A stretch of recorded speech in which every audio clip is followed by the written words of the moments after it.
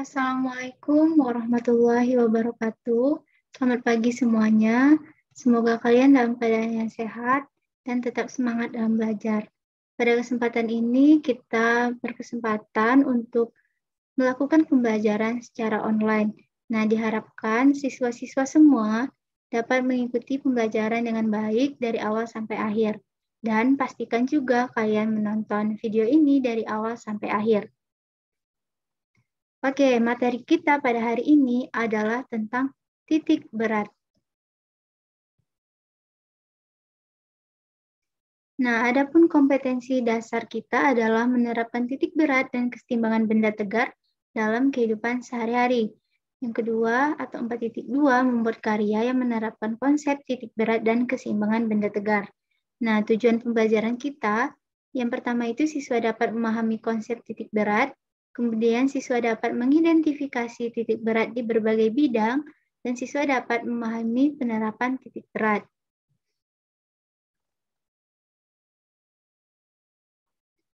Kita masuk ke pembelajaran kita.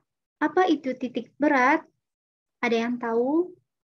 Jadi, setiap benda itu yang bermassa pasti mempunyai yang namanya titik berat. Nah, titik berat benda ini merupakan sebuah titik di mana berat keseluruhan benda itu berpusat pada titik tersebut, atau dapat kita sebut dengan titik keseimbangan benda. Nah, resultan berat partikel di dalam benda ini kita sebut dengan berat benda. Berat benda ini bekerja melalui suatu titik tunggal yang disebut dengan titik berat atau titik gravitasi. Oke, berbicara tentang benda, bentuk dari benda itu sendiri dapat kita bedakan menjadi dua, yaitu ada benda yang bentuknya beraturan dan ada yang tidak beraturan. Nah, yang pertama ini kita akan membahas bentuk benda yang tidak beraturan. Nah, pada benda yang tidak beraturan ini, anggaplah ini sebuah benda yang bentuknya tidak beraturan, karena kita tidak tahu ini bentuknya apakah persegi panjang, apakah berbentuk lingkaran, karena kita membuatnya sembarang gitu. Jadi, benda yang berbentuk tidak beraturan ini pasti mempunyai massa atau partikel-partikel yang tersebar, di mana kita bisa mengambil beberapa contoh atau example untuk titiknya. Misalkan kita ambil dua titik, yaitu ada W1 dan W2. Nah, artinya partikel ini bekerja pada gaya gravitasi sehingga menghasilkan gaya berat. Nah, W1 ini pasti mempunyai koordinat pada sumbu X dan pada sumbu Y. Nah, untuk W1, maka X-nya kita lambangkan X1 dan Y-nya kita lambangkan Y1. Begitupun untuk W2, kita lambangkan X-nya dengan X2 dan Y-nya dengan Y2. Nah, setelah kita mengetahui W1 dan W2, maka kita akan mencari di mana sih titik keseimbangan dari benda yang tidak beraturan ini.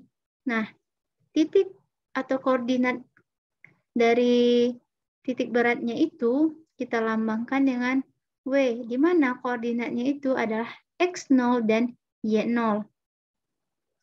Nah, adapun koordinat titik beratnya kita rumuskan sebagai berikut, yaitu X0 sama dengan X1W1 tambah X2W2, dan seterusnya jika ada lebih dari dua partikel, dibagi dengan W1 tambah W2.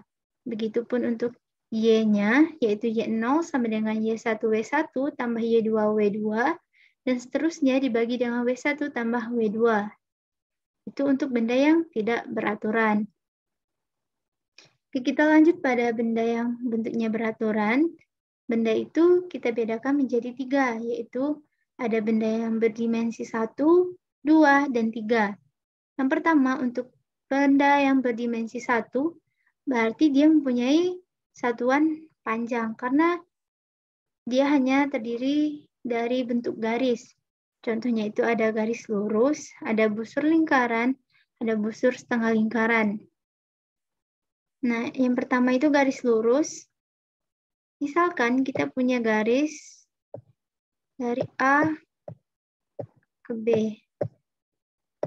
Nah, kita tahu bahwa titik berat atau titik keseimbangan itu biasanya ada di tengah. Karena ini bentuknya garis, maka kita bisa menentukannya dengan mudah, di mana titik beratnya itu ada di tengah di sini, yaitu setengah dari AB. Begitupun jika garisnya itu dalam bentuk sumbu Y atau garis vertikal, maka titik beratnya itu juga ada setengah dari panjang garis. Kita lambangkan dengan L aja. L, setengah dari panjang garis. Oke, sampai sini paham ya. Kemudian untuk busur lingkaran, yaitu yang melengkung seperti ini yang disebut dengan busur. Maka Y0-nya itu adalah panjang AB dibagi dengan AB dikali dengan R atau jari-jari. Nah, untuk busur setengah lingkaran juga seperti itu caranya.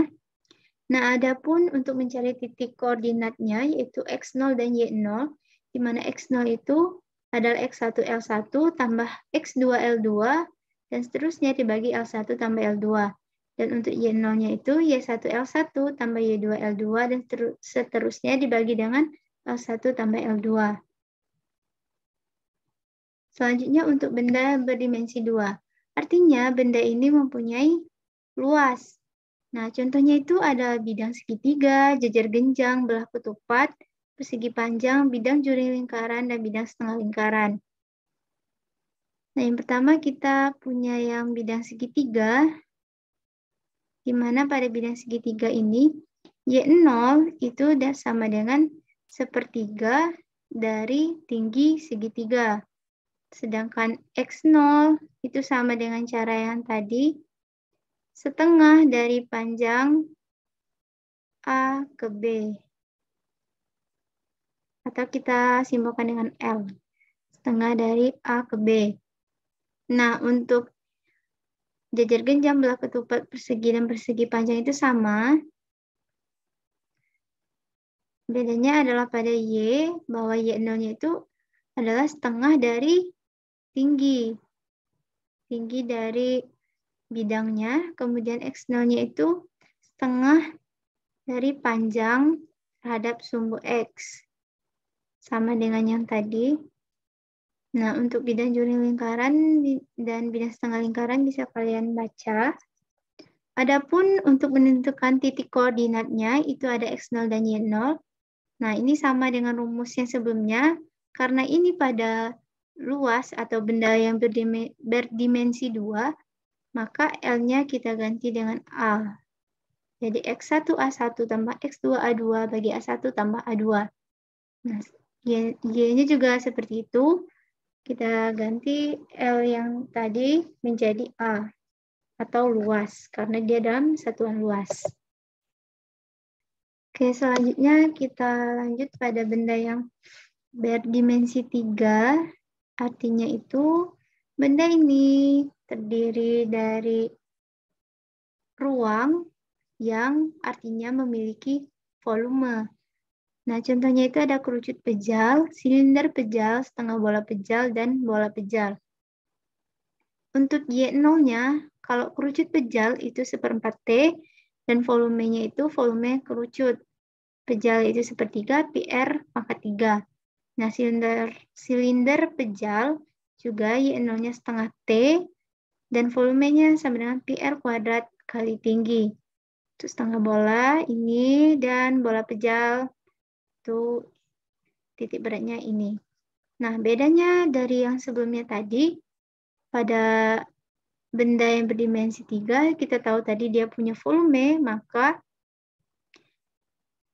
A yang sebelumnya atau L kita ganti menjadi volume. Di mana X0 sama dengan X1 V1 tambah X2 V2 bagi V1 tambah V2. Dan Y0-nya juga seperti itu.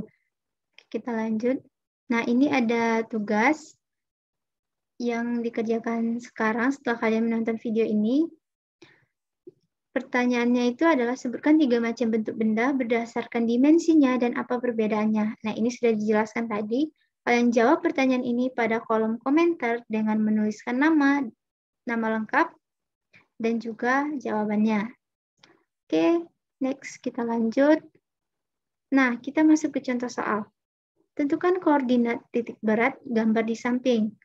Nah, ini ada sebuah gambar yang berbentuk huruf T. Nah, kita kan tidak tahu bahwa bagaimana cara mencari titik berat suatu benda yang berbentuk huruf T. Nah, cara penyelesaiannya adalah kita bagi terlebih dahulu benda itu menjadi dua bagian. Nah, kita sepakati bahwa bidang yang pertama itu persegi panjang yang di bawah, dan bidang yang kedua itu persegi panjang yang di atas. Pertama itu kita cari luas, di mana luasnya itu untuk yang persegi panjang di bawah itu panjang kali lebar, atau lebar kali panjang, sama aja. Nah, panjangnya yang mana? Yaitu dari 0 ke 4. Berarti panjangnya 4 dan lebarnya itu dari 1 ke 3 yang di dalam bidang ini. Berarti 3 dikurang 1. Nah, kita tahu tadi cara mencari X1-nya itu adalah setengah. Kalau mencari X itu setengah dari panjangnya. Nah, panjangnya tadi itu 3 kurang 1 kan 2. Di titik tengahnya itu. Berarti setengah dari 2 adalah 1. Nah, 1 yang ini dari mana? Itu dari titik 0 ke 1. Karena benda ini melewati titik 0 ke 1, tetapi dia mulai menjadi bentuk bidangnya itu dari 1 ke 3. Nah, sehingga kita tambah 1 di depannya. Jadi 1 tambah 1 sama dengan 2. Ya, lanjut untuk Y1, itu setengah dari panjangnya atau tinggi. Berarti setengah dari, kita lihat bahwa dia menunjukkan angka 4, maka setengah dari 4 adalah 2. Nah, untuk bidang yang kedua itu sama. A2-nya itu panjang 4 kali lebar. Nah, lebarnya itu 6 dikurang 4. Karena bidangnya itu hanya dari 4 ke 6, berarti 2 cm. Sehingga lebarnya menjadi 2, yaitu 2 kali 4 sama dengan 8 cm kuadrat. Untuk X2-nya, itu seperti yang kita sepakati tadi bahwa setengah dari panjang terhadap sumbu X. Nah, panjang terhadap sumbu X itu kan dari sini ke sini 4. Berarti setengah dari 4, 2 cm. Dan untuk Y2-nya, nah yang pertama kita cari Y di sini dan Y yang di bawah. Nah, Y yang di sini, karena dia terhadap benda, maka setengah dari tingginya, yaitu 2. Setengah dari 2, 1. Dan kita tambah dengan tinggi dari bawah ke atas ini, yaitu 4 cm. Sehingga menjadi 5 cm. Nah, tinggal kita masukkan saja angkanya ke dalam rumus. Yang pertama itu kita cari X0 dan juga yang kedua nanti cari Y0. Nah, masukkan X1, 2, A1-nya 8, X2-nya 2, A2-nya 8, A1-nya 8, A2-nya juga 8. Nah, tinggal dikali 2 kali 8, 16. 2 kali 8, 16. 8 tambah 8, 16. Sehingga 32 bagi 16 adalah 2. Ini koordinat di sumbu X.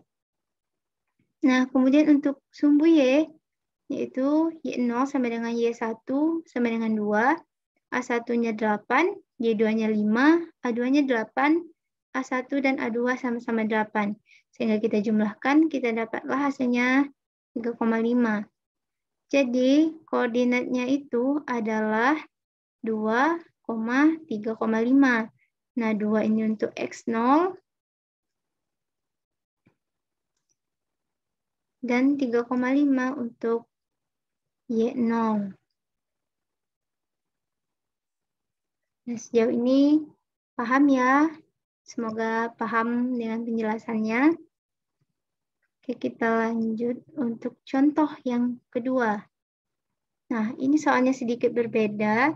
Dia berbentuk ada 3 bangun, yaitu ada persegi, persegi, dan segitiga. Nah, persegi yang di bawah ini bisa kita gabung menjadi persegi panjang. Nah, soalnya itu tentukan koordinatnya ini terhadap sumbu X. Nah, jika kita diminta untuk menentukan koordinat terhadap sumbu X, artinya yang kita cari adalah titik berat, yaitu Y0. Nah, jika kita diminta untuk mencari terhadap sumbu Y, maka yang kita cari adalah X0. Oke, paham ya?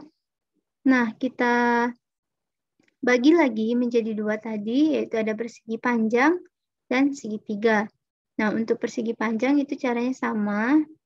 Ini tidak kita cari X satunya karena yang kita perlukan adalah Y0, yaitu cuma A dan Y. Nah, untuk persegi panjang kalian bisa cari sendiri. Kemudian untuk yang kedua adalah segitiga, di mana rumus segitiga luasnya itu adalah setengah kali alas kali tinggi.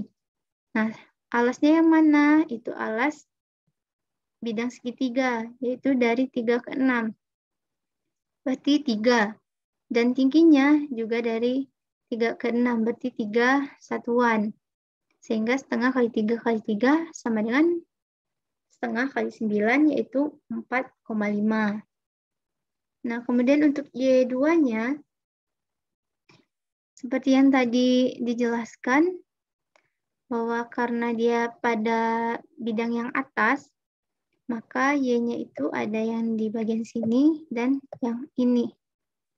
Oke, nah untuk yang di sini kita tahu bahwa Y-nya itu 3. Dan untuk yang segitiga, Y-nya itu sepertiga dari tinggi. Tingginya adalah 3. Nah, sepertiga dari 3 adalah 1. Sehingga 3 tambah 1 sama dengan 4 satuan. Sehingga untuk Y0, kita masukkan rumusnya Y1 A1 tambah Y2 A2 dibagi dengan A1 tambah A2. Dan Y0-nya kita masukkan saja Y1 1,5, A1-nya 18, Y2-nya 4, A2-nya 4,5, dan A1 tadi 18, A2-nya 4,5. Nah, tinggal kita jumlahkan, kita dapatlah koordinat terhadap sumbu X adalah 2. Sekianlah pembelajaran kita pada hari ini. Apabila terdapat kesalahan kata dan dalam penyampaian, saya mohon maaf. Wassalamualaikum warahmatullahi wabarakatuh. Tetap semangat!